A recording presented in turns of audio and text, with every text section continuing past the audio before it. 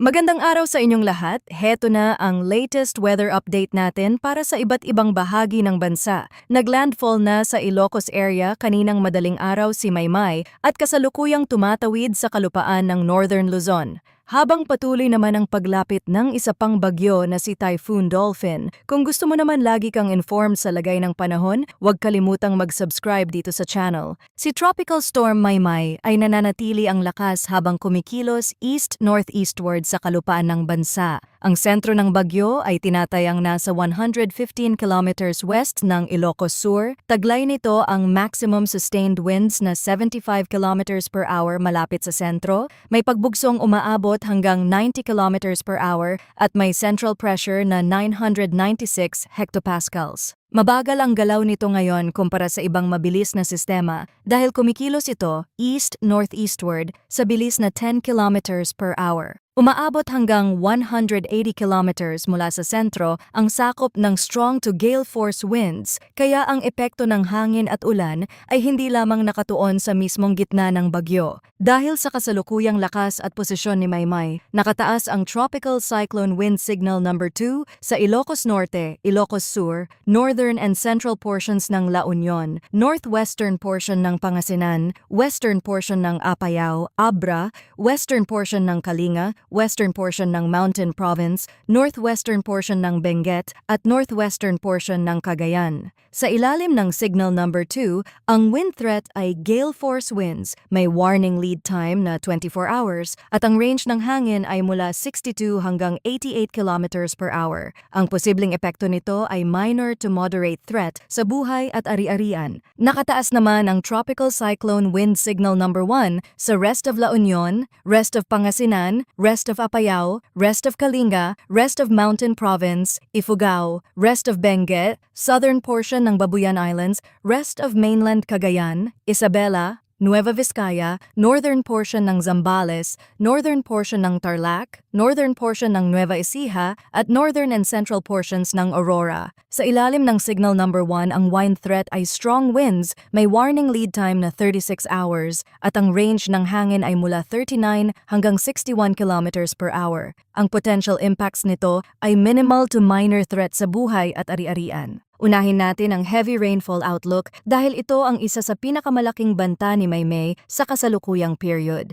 Ngayong araw, August 6, inaasahan ang higit sa 200 millimeters na ulan sa Ilocos Sur, La Union at Benguet. Ito ang pinakamabigat na rainfall range sa outlook na ito at maaaring magdulot ng seryosong pagbaha at pagguho ng lupa, lalo na kung ang ulan ay tuloy-tuloy o pabalik-balik sa loob ng maraming oras. Sa Ilocos Sur at La Union, kailangang bantayan ang mga low-lying areas, mga komunidad na malapit sa ilog, at mga bayang madaling bahain kapag malakas ang buhos. Sa Benguet, mas malaking concern ang landslides dahil maraming bahagi ang matataas, matarik at sensitibo kapag matagal nang nababasa ang lupa. Sa parehong period, inaasahan ang 100 to 200 millimeters na ulan sa Pangasinan, Abra, Zambales, Kalinga, Mountain Province at Ifugao. Mataas pa rin ang rainfall amount na ito, kaya sa mga nabanggit na lugar, maaaring magkaroon ng flash floods, pagtaas ng tubig sa mga ilog at pagguho ng lupa sa mga bulubunduking bahagi.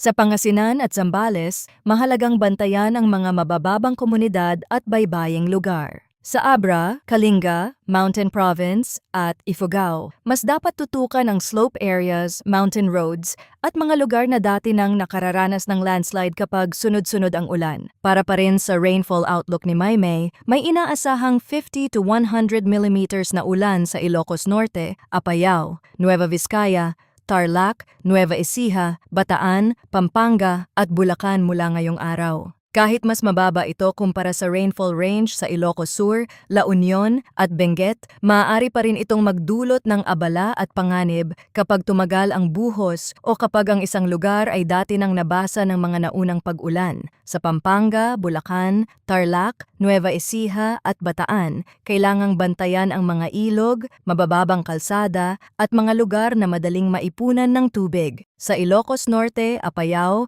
at Nueva Vizcaya, mahalaga rin ang pag-iingat sa mga bahaging malapit sa kabundukan at mga rutang maaaring maapektuhan ng landslides. Bukas, August 7, inaasahan ang 50 to 100 millimeters na ulan sa Ilocos Sur, La Union, Pangasinan at Benguet dahil pa rin kay Maymay. Ibig sabihin, kahit makalipas ang unang period ng mas mabigat na ulan, magpapatuloy pa rin ang pag-ulan sa ilang bahagi ng Ilocos at Cordillera. Dito nagiging mahalaga ang tinatawag na accumulated rainfall. Bukod sa ulan mula mismo kay Maymay, mahalaga rin ang heavy rainfall outlook dahil sa southwest monsoon. Ngayong araw inaasahan ang moderate to heavy rainfall na nasa 50 to 100 millimeters sa Metro Manila, Rizal, Cavite, Laguna, Batangas at Occidental Mindoro. Ibig sabihin, kahit mas nakatutok ang sentro ni Maymay sa hilagang bahagi ng Luzon, ramdam pa rin ang epekto ng pinalakas na monsoon flow sa Southern Luzon at sa Metro Manila. Sa mga urban area gaya ng Metro Manila, Cavite, Laguna at Rizal, ang ganitong dami ng ulan ay maaaring magdulot ng mabilisang pagbaha sa mga kalsadang mababa ang lokasyon, lalo na kung sasabay ang buhos sa rush hour o sa oras ng mas mabigat na biyahe. Bukas August 7, mas bibigat ang ulan sa Occidental Mindoro dahil inaasahan ang heavy to intense rainfall na nasa 100 to 200 millimeters. Sa parehong period, inaasahan ang moderate to heavy rainfall na nasa 50 to 100 millimeters sa Zambales, Bataan, Cavite, Batangas at Antique. Sa Occidental Mindoro, ang sunod-sunod na pag-ulan ay maaaring magdulot ng pagtaas ng tubig sa mga ilog at mabababang bahagi, habang sa mga baybaying lugar ay maaaring maging mas mahirap ang biyahe kapag kasabay ang pag-ulan at bugso ng hangin. Sa Zambales at Bataan, mahalagang bantayan ang kombinasyon ng terrain, baybayin at ulan dahil may mga lugar dito na parehong sensitibo sa pagbaha at pagguho ng lupa. Sa Saturday, August 8, inaasahan pa rin ang heavy to intense rainfall na nasa 100 to 200 millimeters sa Zambales, Bataan, La Union, Benguet at Occidental Mindoro dahil sa southwest monsoon. Samantala, ang moderate to heavy rainfall na nasa 50 to 100 millimeters ay inaasahan sa Ilocos Norte, Ilocos Sur, Pangasinan, Abra, Pampanga, Cavite, Batangas at Antique. Ibig sabihin habang nagbabago ang galaw at lakas ni Maymay, patuloy na may malawak na epekto ang southwest monsoon sa kanluran at hilagang bahagi ng Luzon, pati sa ilang bahagi ng Western Visayas. Ang ganitong setup ay nagpapakita na hindi lamang ang sentro ng bagyo ang dapat bantayan, kundi pati ang monsoon rain na maaaring magpatuloy kahit humina na ang mismong tropical cyclone. Ngayon naman, pag-usapan natin ang magiging galaw ni Maymay. Inaasahan na kikilos ito generally eastward pagkatapos nitong maglandfall sa Ilocos Sur area kaninang madaling araw. Pagkatapos nitong tumama o dumaan malapit sa kalupaan, tatawirin nito ang landmass ng Northern at Central Luzon at lalabas sa eastern coastal waters ng Cagayan at Isabela area. Ibig sabihin, ang bagyo ay may posibilidad na tumawid mula sa kanlurang bahagi ng Luzon papunta sa silangang bahagi, kaya maaaring maranasan ang pag-ulan at hangin sa malawak na koridor ng Northern at Central Luzon habang gumagalaw ang sistema. Pagdating sa intensity outlook, pagkatapos ng landfall, inaasahan itong hihina bilang tropical depression at maaari pang ma-downgrade sa low pressure area mamayang hapon o gabi. Gayunman, posible ring humina ng mas maaga dahil sa interaction with terrain. Sa madaling paliwanag, kapag tumama ang bagyo sa kabundukan at mas mataas na bahagi ng Northern Luzon, maaaring maapektuhan ang kanyang circulation at bumaba ang lakas ng hangin. Pero kahit humina ang hangin, hindi ibig sabihin na agad ding mawawala ang banta ng ulan.